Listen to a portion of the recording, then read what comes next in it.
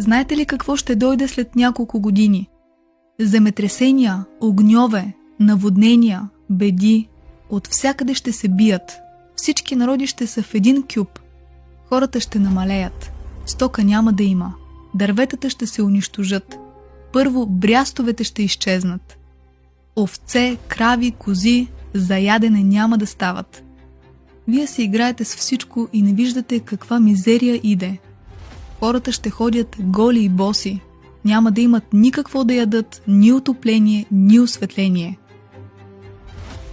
Човечеството ще преживее много катаклизми и много бурни събития.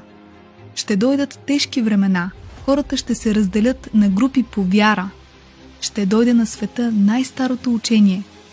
Питат ме, скоро ли ще дойде това време? Не скоро. Още Сирия не е паднала. Ке дойде ден, в златни паници ке ядете и в медни чаши ке пиете, но вода нема да имате. Всичкото скрито злато ще излезе на повърхността на земята, но ще се скрие водата. Така е определено. От кога ви говоря, че ще дойдат времена, златни бижута ще продавате за вода? Предстоят ни наистина вълнуващи времена, но от всеки един от нас зависи дали и доколко това, което